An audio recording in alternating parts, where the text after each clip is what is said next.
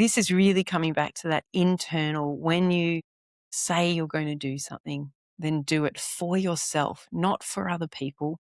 Do it because you know that the cost of not doing it actually is this erosion of trust within self. What if confidence and self-belief aren't built in the big moments, but in the tiny things we say we'll do and don't every day? In this episode, Clarkie and I unpack the hidden cost of not following through and why the small promises you make to yourself matter more than you think. Enjoy. Welcome back to another episode of Midlife Unfiltered. My name's Margit And I'm Clarkie. and today we're going to explore a topic that I really love and I find it really difficult to put into practice in my own life. And what is that? There's lots of things that you struggle to put in practice. Is there? Let's not tell everyone everything about me. No, well, one of my favorite books that I've recommended to a lot of my clients over the years is called The 4 Agreements by Don Miguel Ruiz. What does that mean? Is it a legal book or? No, nothing to do with legal. No, not legal agreements. These are really agreements that you make with yourself. The first agreement is be impeccable with your word. And if I was to translate that, I guess, into more modern day English into a way that people understand a little easier, it's to do as you say you're going to do. Okay. Right? Like follow through. So not be a gunner.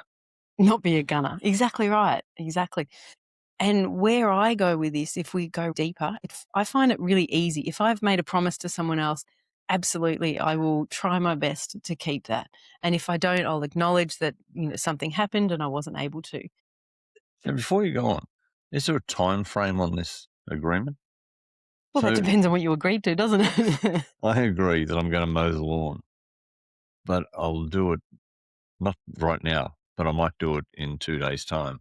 Yeah, well, this is where it can cause some issues too, right? If you say, I'm going to mow the lawn, and my perception is you're going to mow the lawn today, and your perception is I'm going to do it this week, they're two different frames of reference. Yeah. And so being really clear in your communication around that, it leads to clarity. So it doesn't mean if you had said, I'm going to mow the lawn today, and you didn't do it, then you're not being impeccable with your word. So is impeccable with your word impacting on you personally or the people you're? Well, everyone, because we're in relationship with to. everyone. Mm. Right. So, but here's the thing. And I think a lot of people are in the same situation. I find it easy when I've said something to someone else, right, I'm going to meet you at a coffee shop at 10 o'clock on Tuesday. Great. Yep. I will be there. About the people that say that and they're always late. Well, They're that's not a being really impeccable. good example because that lateness, it's a strategy, it's a way of being. And I've got friends who I just know they'll turn up late. I'll still get there on time, but my expectation is, well, they're probably going to be late because that is their pattern of behavior. But where it comes into it for me is when you consistently do that, whether or not you've made that promise to someone else or to yourself, you start to find this place where you can't trust yourself. Yeah, I get that. I think my first reaction to that is that if I let myself down, it's not that big a deal. Mm. But if I let somebody else down, it is huge. It's huge. Well, actually, it's huge either way. And this is where we need to start understanding like how we build this confidence, this belief in ourselves, this trust in that we will follow through. If you think about the number of projects people start, yes, I'm going to do this, and they don't follow through on it, that actually internally builds a sense of distrust that, well, I don't follow through. It's okay. There are no consequences, right? What does everybody do on New Year's Eve? Yeah, New Year's resolutions, perfect example, right? Yeah. Like and they're almost said with the expectation of failure. Yeah. I'm going to lose weight for a week. And that's kind of true, right? Yeah. That people do that. But when we look at it, I mean, number one, I kind of find it a bit strange that we wait until a calendar year changes to make a commitment to ourselves. Yeah. We can make a commitment any time of any day, any place to ourselves. We do not have to wait for a particular date for a time. What I'm talking about, though, is those little things that we say every day or do every day to ourselves. Let's give you an example of one. Let's say people say, I'm going to watch less television and I'm going to read more. Mm-hmm. but they get home at night, they're really tired, and they turn the television on. It's really easy. That movement from breaking that old pattern and that habit towards what they say they want more of can be difficult. But every time they don't do it, there's this sense of distrust within self. So when you say distrust, it's in us without us thinking about it. Yeah. Yeah. I think for me, it's like a cost. It's a very big cost of us saying, I'm going to do this and then not doing it because we give ourselves an excuse. We're like, oh, yeah, okay, well, it doesn't really matter today, or I could do it again tomorrow and I can try again tomorrow. And it's not about not making mistakes at all. It's about being really thoughtful about what we say to ourselves that we're going to do. And when we can develop that, and let's go back to the mowing the lawn, right? Even though and I'm keeping it really simple for a reason. I'm going to mow the lawn today. Go and mow the lawn today. I'm going to mow the lawn. Instead of saying today, if you know it's this week, just say, I'm going to mow the lawn this week, and then make sure you do it. I'm going to read more and watch television less. Turn the television off for 10 minutes or turn it on 10 minutes later, or go and read a few pages of the book. Don't, oh, I'm too tired tonight. I'll just watch the television just for tonight, because this is how we give ourselves excuses. So do you think it's all about personal motivation? I think that's a really good question. It can be. It definitely can be, because when we say certain things and we're not motivated to do them, sometimes we're trying to say them out loud to motivate ourselves. But it's that thing of if you know that thing needs to get done, just jump in and get it done, or don't say that you're going to get it done. Right? That's the difference. If you look out, if you know that you really don't want to mow the lawn today, don't say that you will. What happens internally is that we give ourselves these excuses and we don't build this sense of trust within ourselves. We know we'll give ourselves an excuse to not follow through on something, even though we've said it. What I'm saying is it's better to say nothing at all, or it's better to be real about what you're going to do. I'm going to watch 10 minutes less of television this week. Mm-hmm. Well, all of a sudden that's really easy to do. And I can do that and I can build upon that.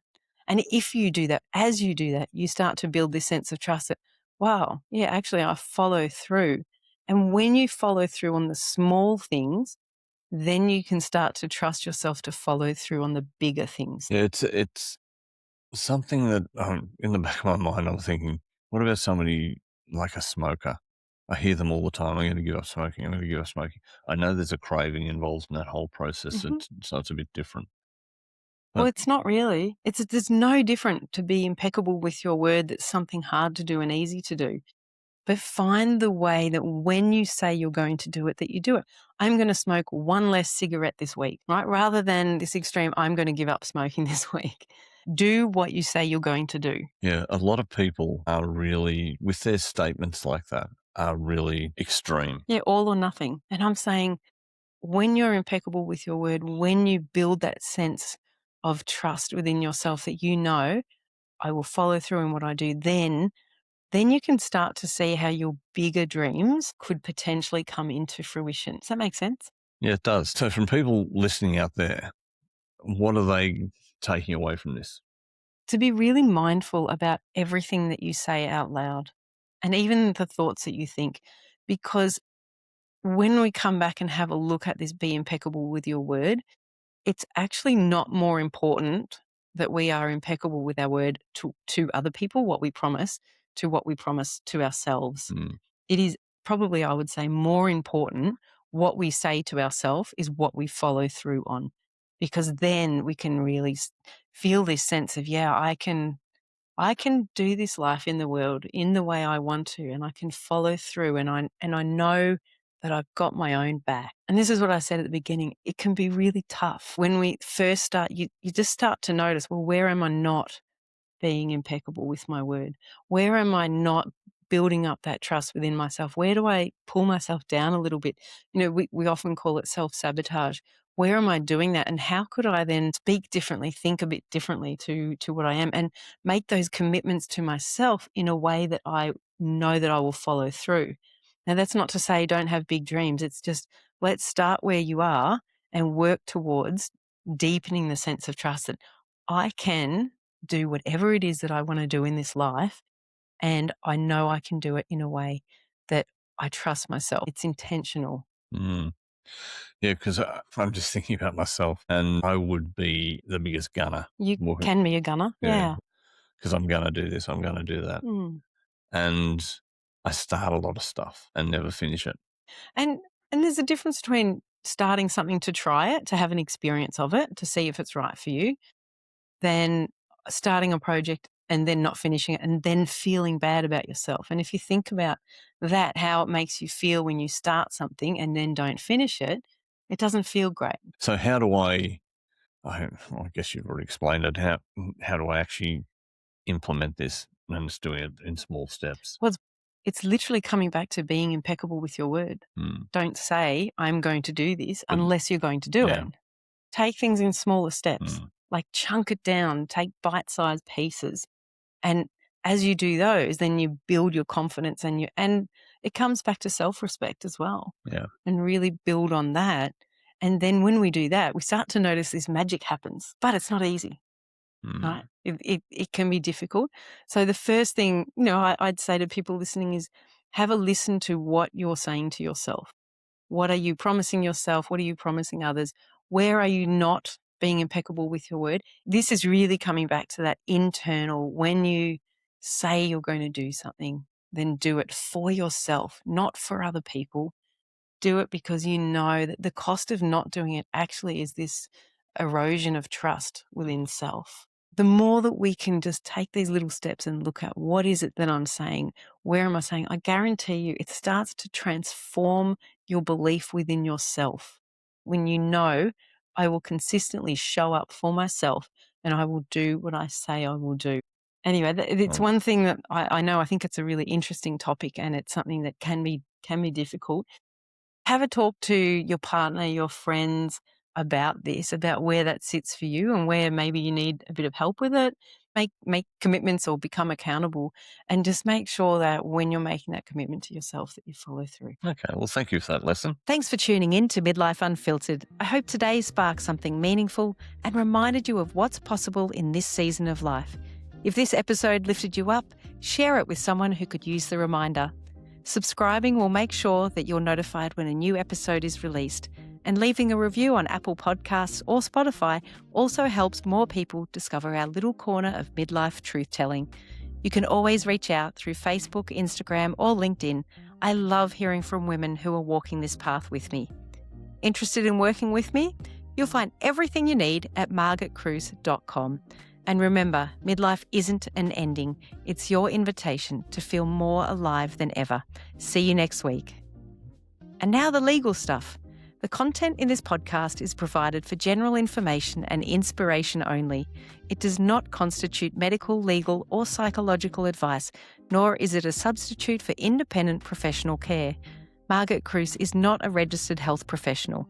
You are responsible for your own choices and outcomes and should always seek advice from an appropriately qualified professional.